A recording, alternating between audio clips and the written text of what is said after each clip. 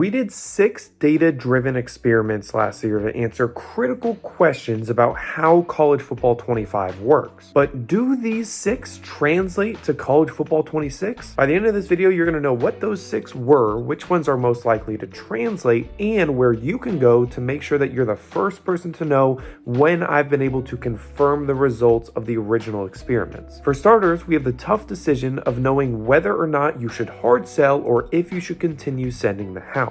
The first thing we know is that the effectiveness of the hard sell is determined by those letter grades. And what's more critical is we know that there is a break-even point where all of a sudden you have good enough grades to justify doing the hard sell. Now, what is that break-even point? Well, for College Football 25, it was between like 19 and 21 points. So you turn all those letter grades into numbers on this scale right here, you add them all up, and if you're well above 21, so like a C plus or B minus average, you're good to hard sell. What we don't know though is if that break-even point is still in the 19 to 21 points range. Unless you're watching this after July 8th, then we do know. So again, go to that link in the video description and we will have the results and hopefully a new video on this channel as soon as I find out. Now, the second experiment didn't even involve our own data, but it involved how EA is working with theirs. What we learned was that when they have the prospect list, whenever you're recruiting in Dynasty, they will take the available players given your filters. So if you filtered by 4 stars or if you filtered by the state of California, and what they're going to do is they're going to take that chunk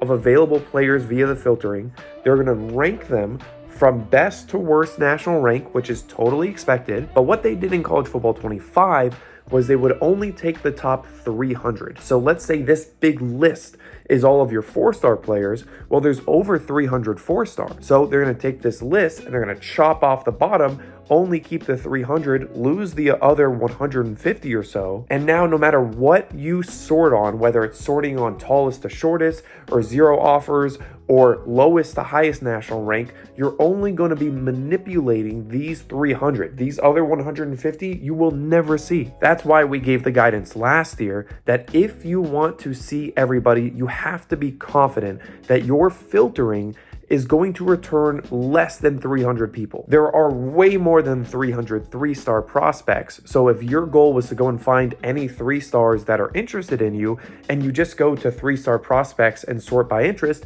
you're not gonna be seeing everybody. You're gonna be seeing like a quarter of the people. Now, how is this gonna work in College Football 26? Well, the good news is they doubled the size of their spreadsheet that they're willing to show. So now, rather than capping it at 300 and working with those, it's going to cap at 600. So that should totally eliminate the problem when it comes to 4 stars, because there's never going to be more than 600 4-star players. So now if you just go to 4-star recruits, you could sort and you'll see everybody. But when it comes to 3 stars and 2 stars, if you wanted to see every single 3-star that's interested in me or every single 3-star without a scholarship offer, you can't just go to 3-star prospects and then sort. There's a slight chance they would have reworked this to where changing the sorting will change the group of 600, but knowing how SQL works and knowing how they're pulling that data, I don't think that that's the case. I think it's still going to be that big chunk of 600 players sorted by national rank, and then if you want to manipulate those guys, you're not going to pull in the other 1,800 3-stars. You're still only going to be working with those 600. So again, small thing, but it's an important thing. But if you want to talk about important things, let's talk about visits. There was a major vibe shift when it came to scheduling visits in College Football 25, where when that game first came out,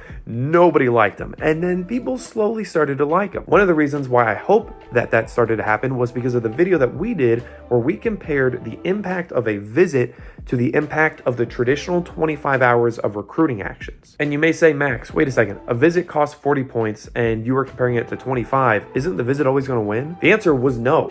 It was not. If you look at this chart from that video, anything above the middle of the graph is where the visit outperformed the 25 hours. But anything below, it would have been better off for you to just send 25 hours to the guy compared to a visit. Now, I know that most people aren't making that choice. Most people are maxing out a recruit and then potentially adding a visit on top. So the real question that a lot of people are going to have to answer in College Football 26 is not, is a visit worth doing it instead of the 40 hours of recruiting actions, but Is a visit worth the extra hours that I'm pulling from elsewhere? And if I am, how can I make sure I get my money's worth? And that's when all you got to do is change the color of these points. And we learned that the single biggest factor when it comes to visits is whether or not you win that game. If you win, the visit is awesome. If you lose, the visit sucks. Whether or not the grade that you're doing that recruiting action on the visit for is good or bad, and whether or not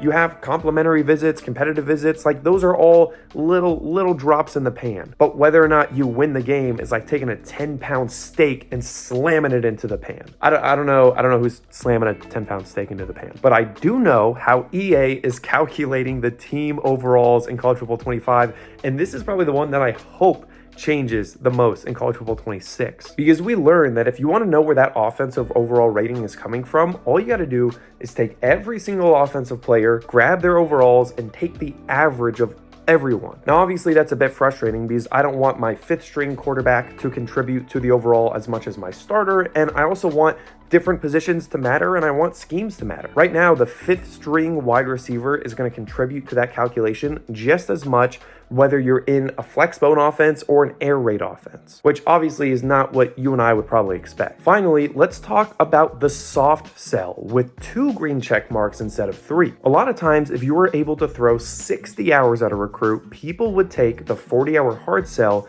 and then also do 20 hours of soft sell. But since you can't repeat a pitch, that soft sell was going to be a pitch that had 2 green check marks and 1 red X. So we did a very similar experiment to that first one I talked about, where we tried to understand, is it worth it? And if so, how good of the grades do you need on those 2 green check marks to justify it? The first thing we learned is that it's not just the 2 green check marks. The grade on the red X also matters just as much. And if you want the soft sell to be worth it with the 2 green check marks and the 1 red X, it had to have some crazy good grades. Hopefully Editor Max will put it on the screen here, but I think you needed at least like an A- average across all 3 of those. Like, it was a very high bar. In other words, I kind of stopped doing it. But all right, those were the 6 biggest experiments that we got in College Football 25. I can't wait to get them updated. Again, if you're watching this after July 7th, we may already have updates. YouTube will probably link it like right here. Again, video description will have the actual website where I will post the updates as soon as I know. And hopefully I see you back here, because I don't just want to redo the old stuff, but I want to find some new stuff this year too. Thanks for watching. Hopefully I see you soon. Peace out.